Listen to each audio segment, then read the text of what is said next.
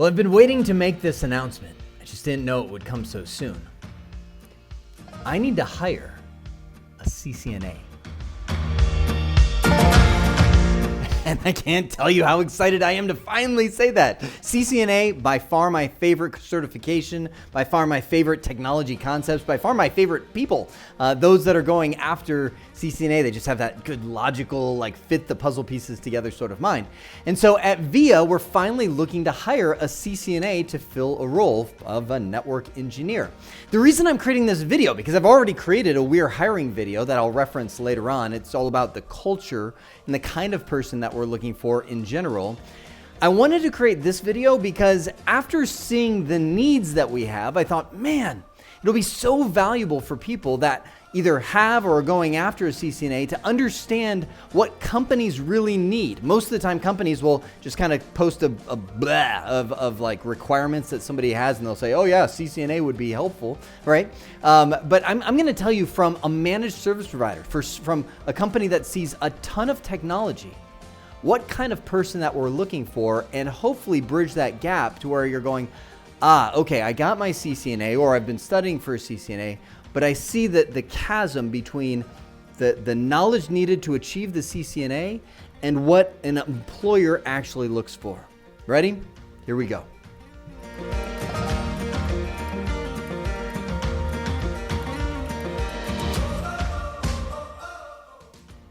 All right, there you have it. I need a CCNA who can, and I'm going to start off with the number 3 thing needed, meaning the third most important thing that this CCNA should be able to do is understand what I would call core networking concepts. And I want to just read through these. Now this is not a cumulative list, like you'll never need to know beyond this. This is just as I sat here and thought about what we do on a day-to-day basis. I'm like, man, they got to be able to understand these things. Okay, hang on. What do I mean by understand? I'm not talking about going on an exam and saying, okay, VLANs are numbers 1 through 4094. VPNs can use AES 128 encryption. Like those are core facts and things. And a lot of people in an interview will ask you those kind of questions. What I mean is understand the concept, like where are they used? How do they work? What can go wrong with them? Like what are the components that make them tick? Why does a VPN secure traffic, right? A lot of what I'm looking for when I'm talking about these core network skills is the why behind it. So a lot of this stuff you should recognize from CCNA stuff: VLAN, spanning tree, IP addressing, subnetting. But oh, this is a great one: IPAM. Do you know what IPAM means? IPAM. Google it. IP address management, right? It's not like, can I solve a subnetting problem? It's like, have I actually applied IP address schemes to a site before, right? Do I know how this works? What software can I use to categorize my IP addresses and document them, right? By the way, we use Netbox. Might be really handy to know that, right? So ACLs, routing, OSPF, and static. Now, by the way, you might just be like, whoa, that's a zinger over there. BGP, is that in CCNA? I don't know. I think so. But again, my whole goal is to give you the feel of what a company is looking for. When they're trying to hire a network engineer, they're going to have a lot of the core networking things. And then all of a sudden they're going to be like, oh yeah, we use BGP too. Can you do that? That's the kind of person we're looking for. Someone who can jump into this, even if they're not sure on how that is, how BGP works in its entirety, at least be able to say, okay, I know what it is and I know how I could start to learn that if I were called upon to learn something like BGP, right? Now, that's the number 3 most important thing that I need. And by the way, I totally dropped a Sharpie marker, and this it's not going to come out. It's gone. This colorful shirt is gone forever. So now let me move into the number 2 most important thing that I need.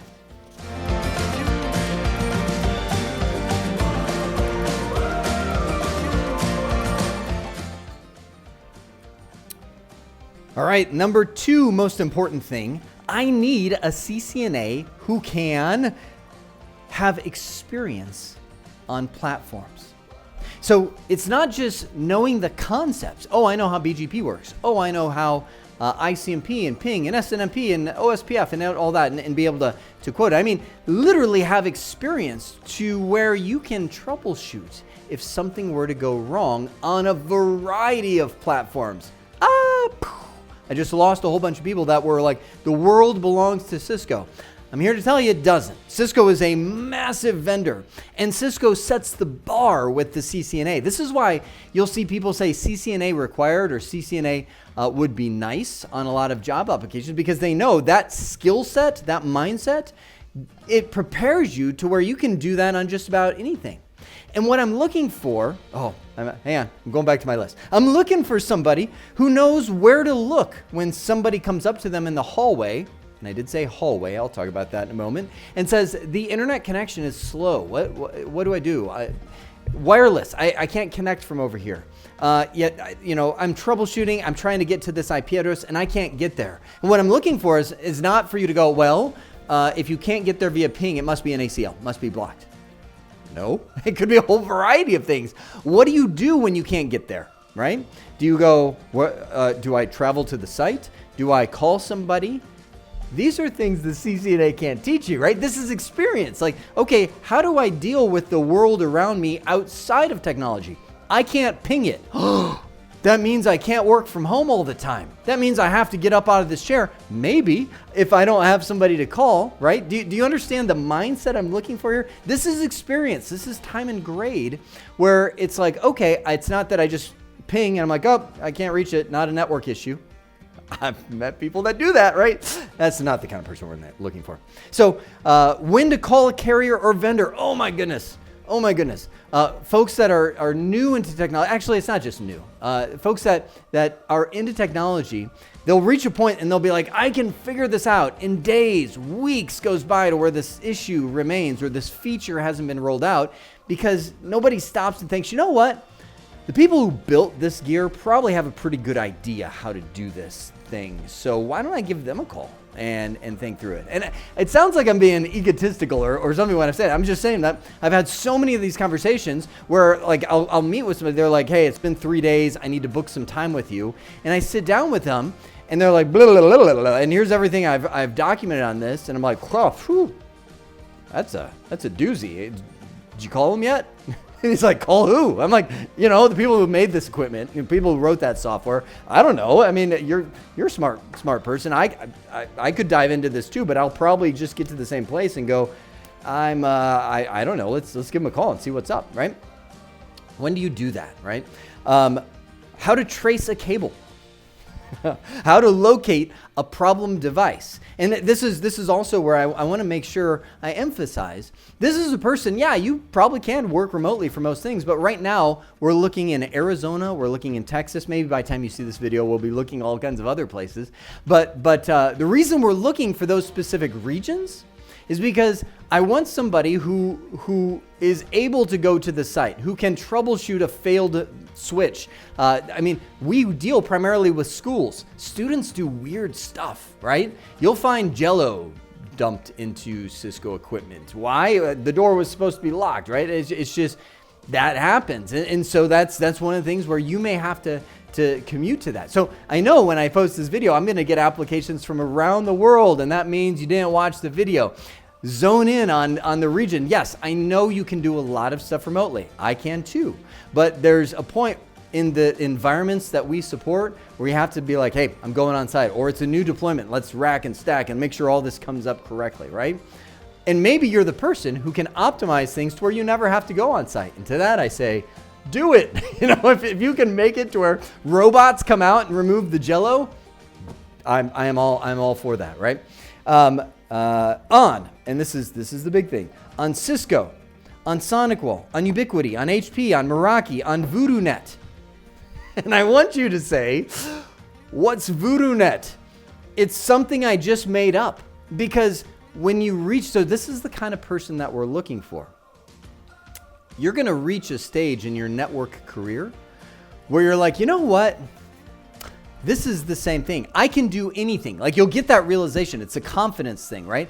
You'll have tinkered with stuff long enough, and you'll have gone outside of the Cisco box or the whatever box you normally play in terms of equipment, and you'll see another platform and be like, oh, okay, Oh, okay, that's how they do it. Okay, and before long, you'll start realizing it doesn't matter what list of vendors that somebody throws at you. With a little time, you know you can figure it out, whether it would be in a GUI, click, click, click, click. There's no shame in using a GUI if you need to configure the device, like Sonic Wall. You're not using command line for that thing, right? Or maybe you have to learn a new command line interface. There should be no fear. Now, there should be trepidation and like, okay, that's going to be some time. I know I can do this, but it's going to take me a couple days to kind of figure that one out. Are you sure you want to buy that piece of equipment? You sure we want to really inherit this customer? Because, VoodooNet, I can get it. It's just going to be some time, right? And so count that cost before we just take on that new customer. That's what we're looking for a network engineer, is somebody who can take on that without fear. Number one most important thing that we're looking for in a network engineer.